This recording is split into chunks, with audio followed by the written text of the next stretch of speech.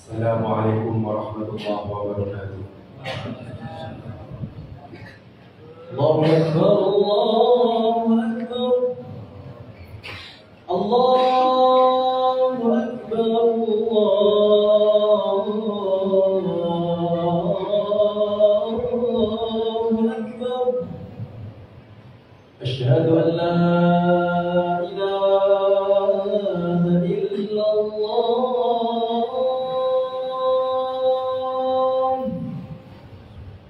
Asyhadu an la ilaha illallah.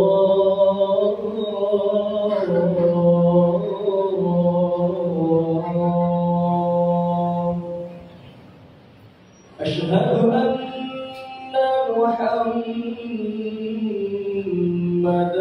Rasulullah. Asyhadu anna Muhammadar Rasulullah.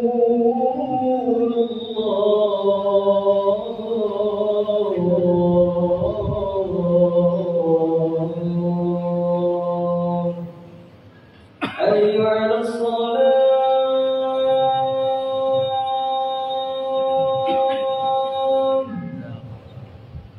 Hayya 'alas salat.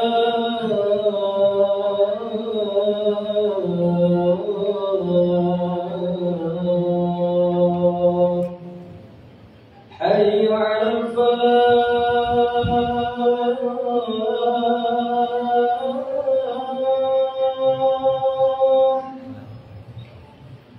Hayya 'alal falah.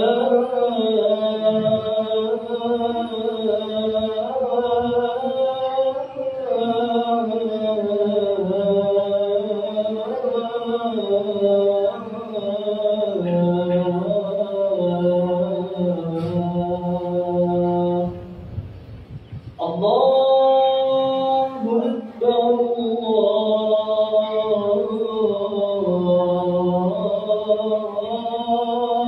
Allahu Akbar. La ilaha illallah.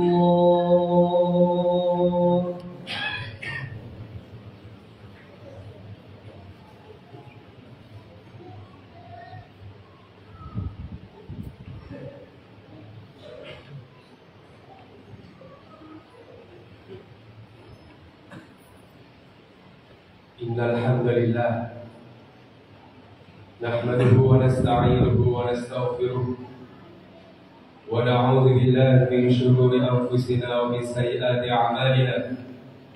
May yahdihillahu fala mudilla lahu wa may yudlil fala hadiya lahu. Wa ashhadu an la ilaha illallah wahdahu la sharika lahu. Wa ashhadu anna sayyidina Muhammadan 'abduhu wa rasuluhu la nabiyya ba'dahu. Allahumma salli wa sallim wa barik ala sayyidina Muhammad wa ala ali sayyidina Muhammad. Qala Allah ta'ala fil Qur'anil Karim, a'udzu billahi minasy syaithanir rajim. Bismillahir rahim. Ya ayyuhalladzina amanu taqullaha haqqa tuqatih wa la tamutunna illa wa antum muslimun.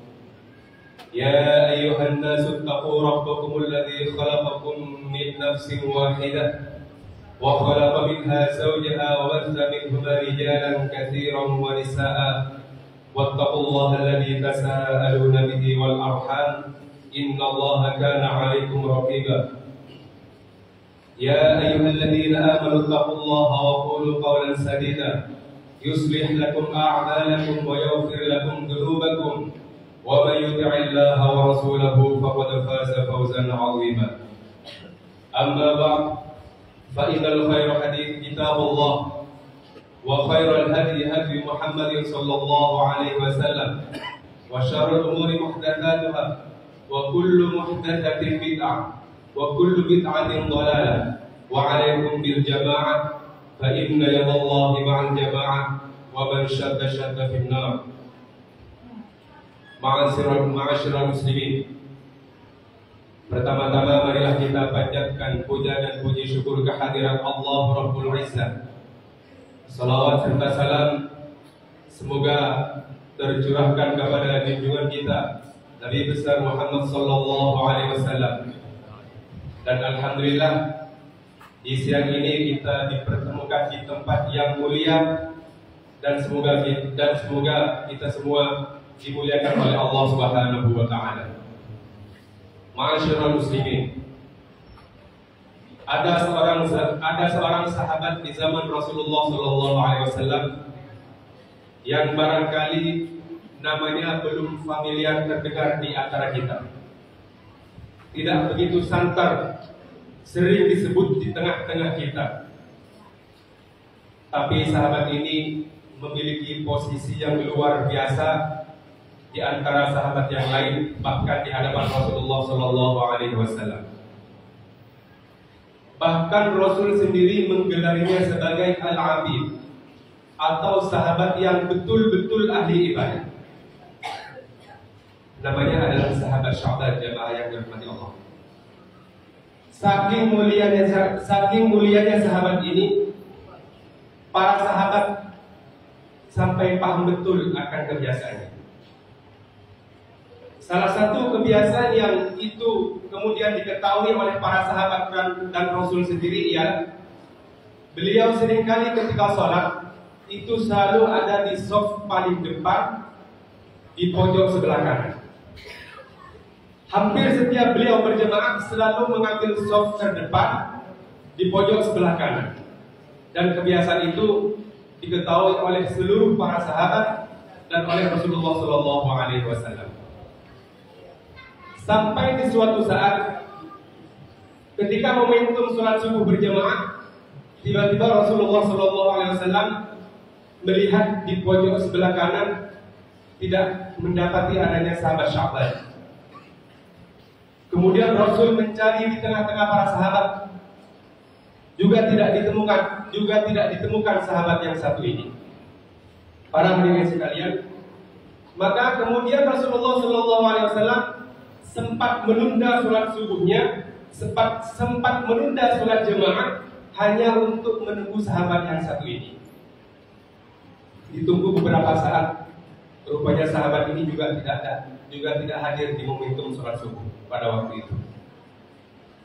Satu sisi Rasulullah sallallahu alaihi wasallam juga merasa khawatir kalau terus-terusan menunggu sahabat Sya'ban, maka sholat subuhnya akan kesiangan. Bayangkan para jemaah sekalian, saking dari mulianya sahabat ini, Rasulullah sallallahu alaihi wasallam dan para sahabat sempat menunda sholat subuh berjamaah. Kemudian karena khawatir, maka Rasul sallallahu alaihi wasallam dan para sahabat akhirnya melaksanakan sholat subuh tanpa kehadiran sahabat Sya'ban. Ma'asyiral muslimin. Menariknya adalah ketika selesai sholat subuh, seperti biasa, Rasulullah sallallahu alaihi wasallam membalikkan badannya menghadap kepada jemaah. Lagi-lagi pandangan pertama beliau adalah shaf terdepan pojok sebelah kanan. Juga tidak ditemukan sahabat ini. Dicari oleh Rasul di tengah-tengah para sahabat, di shaf paling belakang juga dilihat barangkali terlambat dan ada di belakang, juga tidak ditemukan sahabat yang ini. Akhirnya Rasulullah SAW mulai bertanya kepada sahabat, "Wahai sahabatku, adakah di antara kalian yang mengetahui kabar Sya'ban? Di mana dia? Kok tumben dia tidak hadir di momentum sholat subuh berjemaah ini?" Maka pada waktu itu tidak satu sahabat pun yang mengetahui kabar Sya'ban. Padahal biasanya satu sahabat dengan sahabat yang lain itu saling mengetahui kabar satu sama lain.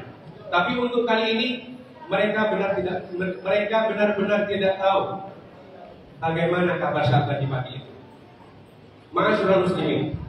Kemudian Rasulullah SAW bertanya kembali, adakah di antara kalian yang tahu di mana rumah Sya'ban dan berkenan mengantarkan saya ke rumah Sya'ban?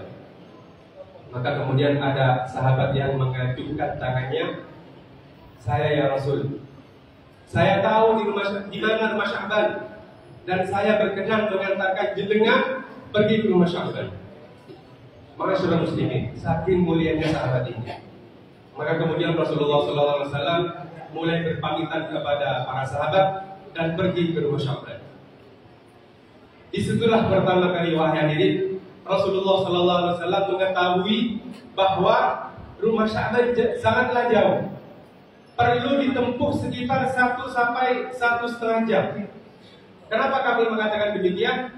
Karena ulama ahlu tarikh menjelaskan Rasulullah berpamitan dari hadapan para jemaah persis setelah selesai sholat subuh dan sampai ke rumah Sya'ban setelah sudah puncaknya sholat duha.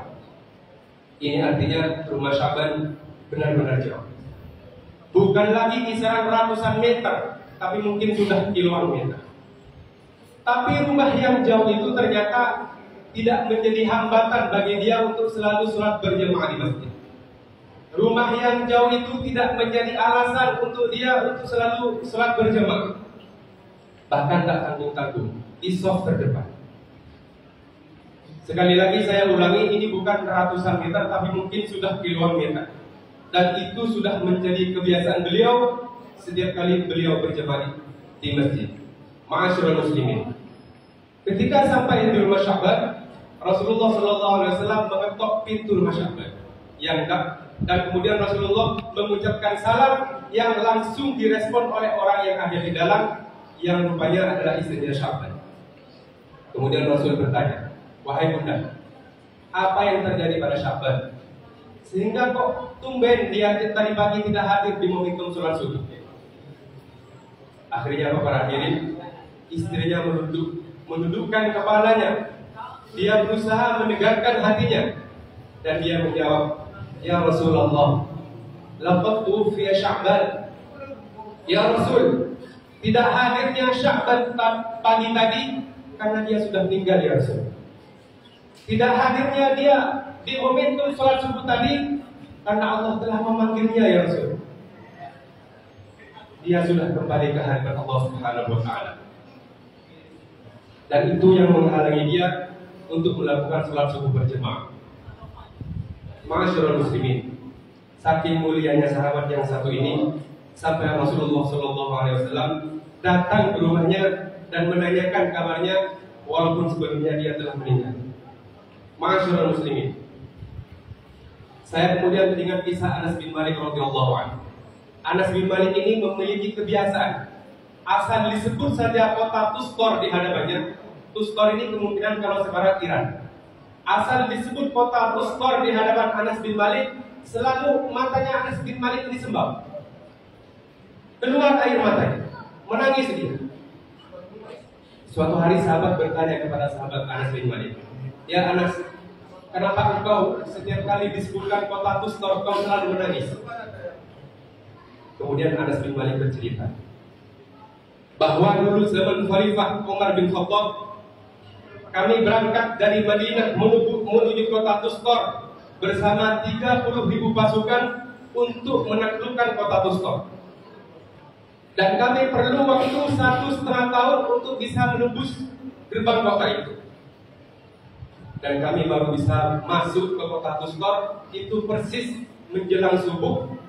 Kami berperang di dalamnya, berkecamuk kami di dalamnya, dan baru kami bisa menaklukkan kota Tustor melawan 150.000 pasukan setelah sholat subuh sudah habis, waktu subuh sudah habis.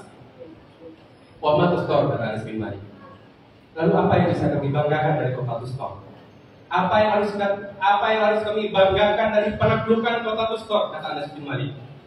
Sementara itu baru pertama kali dalam hidup saya kehilangan sholat subuh saya, kata Anas bin Malik.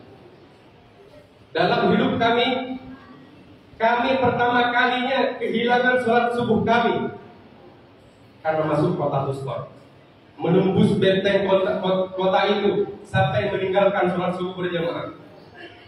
Padahal di dalamnya mereka berperang, di dalamnya mereka berkecamuk, tapi itu menghadirkan rasa bersalah yang luar biasa di hati Anas bin Malik. Bahkan menjadi beban bagi Anas bin Malik sampai beliau meninggal dunia. Karena apa para hadirin? Karena beliau kehilangan sholat subuh berjamaah.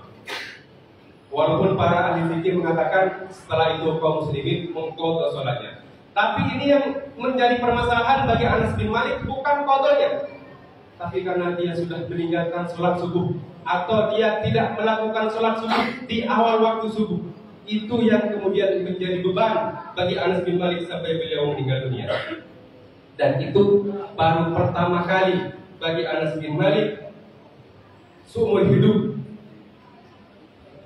dan kemudian menghadirkan rasa bersalah yang begitu panjang. Ma'asyiral muslimin, Anas bin Malik terus terbebani dengan rasa itu seumur hidup beliau. Maka ketika disebut kota Tustar, beliau selalu menangis. Ma'asyiral muslimin, kembali ke kisah Sya'ban. Setelah Rasulullah SAW berpamitan dari rumah Sya'ban, Rasulullah terus berbela-sungkawa kepada istri Sya'ban. Berpamitanlah Rasulullah dan dipanggil oleh istrinya Sya'ban, "Ya Rasulullah, ada yang tidak kami pahami dengan proses sakaratul mautnya Sya'ban. Ada yang tidak aku pahami, ada yang tidak aku mengerti ya Rasul tentang proses sakaratul mautnya Sya'ban." Kenapa? Kata Rasulullah, Ya Rasul, ketika Sya'ban sakaratul maut dia berteriak 3 kali ya Rasul, dan kami tidak paham akan teriakan itu. Iya, lalu apa teriakan itu? Kata Rasul. Yang pertama dia teriak, kenapa tidak lebih jauh?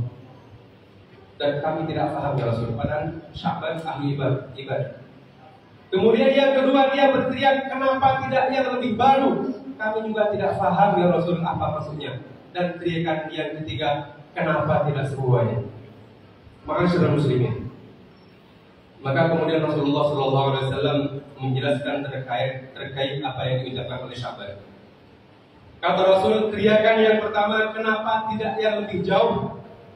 Rupanya saat proses sakaratul maut, Allah Subhanahu wa Ta'ala menampakkan kepada Sya'ban di hadapan Sya'ban bagaimana dia berjalan dari rumah menuju Masjid Nabawi. Jauhnya, letihnya, capeknya, itu semua ditampakkan oleh Allah Subhanahu wa Ta'ala dan juga ditampakkan di mana surga.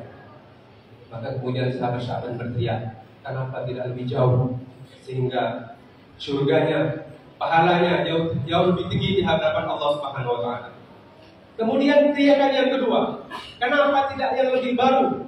Rupanya saat proses sakaratul maut, Allah Subhanahu wa Ta'ala menampakkan di hadapan Sya'ban sebuah peristiwa di mana ketika Sya'ban di malam hari pergi sholat subuh ke masjid. Karena sahabat Sya'ban kalau pergi sholat subuh itu harus berangkatnya di dini hari. Ketika itu dia merasakan hawa dingin yang sangat menyengat. Pulanglah sahabat Sya'ban bukan untuk meneruskan tidurnya, bukan untuk meneruskan sholat di rumahnya, tapi dia mengambil baju yang lebih tebal. Dia mengambil jaket yang baru dia letakkan di dalam, yang paling dalam, dan yang pusat dia letakkan di luar. Berangkatlah dia menuju Masjid Nabawi. Di tengah-tengah perjalanan dia menemukan seseorang yang terkapar karena kedinginan. Diberikanlah baju yang pusat itu kepada orang yang terkapar tadi. Diselimuti dia, diboponglah dia menuju Masjid Nabawi. Itu semua ditampakkan oleh Allah Subhanahu wa Ta'ala di hadapannya dan bagaimana surganya. Maka sahabat Sya'ban berteriak, kenapa tidak yang baru yang aku berikan? Kemudian teriakan yang ketiga, kenapa tidak semuanya? Rupanya ketika sakaratul maut, Allah Subhanahu wa Ta'ala menampakkan kepada Sya'ban sebuah peristiwa di pagi hari ketika sahabat Sya'ban hendak bersarapan dengan sepotong roti dan segelas susu. Ada orang yang mengetuk pintu untuk meminta-minta. Diberikanlah roti tersebut. Diparuhlah roti itu menjadi 2 bagian. Diparuhlah susu itu menjadi 2 gelas. Diberikan kepada orang yang tadi. Itu semua ditampakkan oleh Allah Subhanahu wa Ta'ala. Kemudian ditampakkan di mana surganya, ditampakkan seperti apa pahalanya. Yang membuat sahabat Sya'ban itu berteriak, kenapa tidak semuanya saja yang aku berikan? Ma'asyiral muslimin, terkadang kita itu tidak bisa memaksimalkan ibadah kita. Kita tidak bisa memaksimalkan amal soleh kita karena sebenarnya kita tidak tahu bagaimana amalan itu di hadapan Allah Subhanahu wa Ta'ala. Kita belum ditampakkan saja yang sejatinya itu seperti apa. Dan itu baru akan ditampakkan kepada kita saat kita sudah menghadap Allah Subhanahu wa Ta'ala. Kita sering mengambil sholat sunnah yang paling ringan. Kita sering mengeluarkan infak yang paling sedikit. Hanya kita belum tahu bagaimana amalan itu di hadapan Allah Subhanahu wa taala. Jemaah yang dirahmati Allah. Kelak kita akan ditampakkan oleh Allah Subhanahu wa taala apa yang sudah kita lakukan di dunia ini. Kelak kita akan ada di suatu titik di mana di titik itu kita akan merasa bahwa sholat 2 rakaat itu lebih berharga daripada dunia dan seisinya. Kapan itu? Saat kita sudah menghadap Allah Subhanahu wa taala. Saat kita sudah di alam barzakh. Saat kita sudah tidak ada di dunia ini. Karena seandainya orang yang meninggal itu dibangkitkan kembali walaupun beberapa menit pun dan diberi pilihan mau sholat 2 rakaat atau dunia dan seisinya, pasti dia akan pilih sholat 2 rakaat. Ma'asyiral muslimin, mudah-mudahan ini bermanfaat bagi kita dan menjadi perenungan buat kita semua. A'udzubillahi minasyaitonir rajim. Bismillahirrahmanirrahim. Idza jaa nasrullahi wal fath wa ra'aitan nasa yadkhuluna fi dinillahi afwaja fasabbih bismi rabbika fasabbih bihamdika rabbika wastaghfir innahu kana tawwaba. Barakallahu li wa lakum fil Qur'anil 'azim wa nafa'ani wa iyyakum bima fihi minal ayati wad dzikril hakim. Innahu ta'ala jawadun karim malikum barrahur rahim.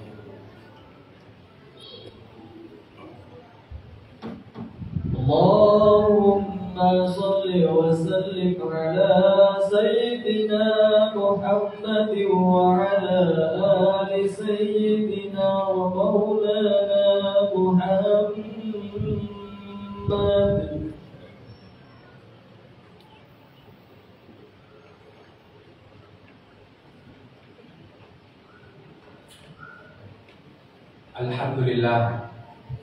Alhamdulillahilladzi amarana bil ittihad wal i'tisam bihablillahil matin. Asyhadu an la ilaha illallah wahdahu la syarika lah. Wa asyhadu anna sayyidina Muhammadan abduhu wa rasuluh al-mab'uts rahmatan lil alamin. Allahumma shalli wa sallim wa barik ala sayyidina Muhammad wa ashabihi ajma'in. Ittaqullaha mastata'tum wa sari'u ila maghfiratir rabbil alamin. Innallaha wa malaikatahu yusholluna 'alan nabi. Ya ayyuhalladzina amanu shallu 'alaihi wa sallimu taslima. Allahumma ighfir lil muslimina wal muslimat wal mu'minina wal mu'minat al ahya' minhum wal amwat. Innaka sami'un qaribun mujibud da'awat wa ya qadiyal hajat bi rahmatika ya arhamar rahimin. Allahumma dafa'na al-ghala wal bala wal waba wal riba wal zina wal zila wal zalazil wal mihad wa su'al fitan ma dhahar minha wa ma batan an baladina Indonesia hadha khassa wa an sa'ir biladil muslimin 'amma ya rabbal alamin. Rabbana atina fid dunya hasanah wa fil akhirati hasanatan wa qina 'adzaban nar. Ibadallah, innallaha ya'murukum bil 'adli wal ihsan wa ita'i dzil qurba wa yanha 'anil fahsya'i wal munkari wal baghi ya'idukum la'allakum tadhakkarun. Fadhkurullahal 'azima yadhkurkum washkuruhu 'ala ni'amihi yazidkum wa la dzikrullahi akbar wallahu ya'lamu ma tasna'un.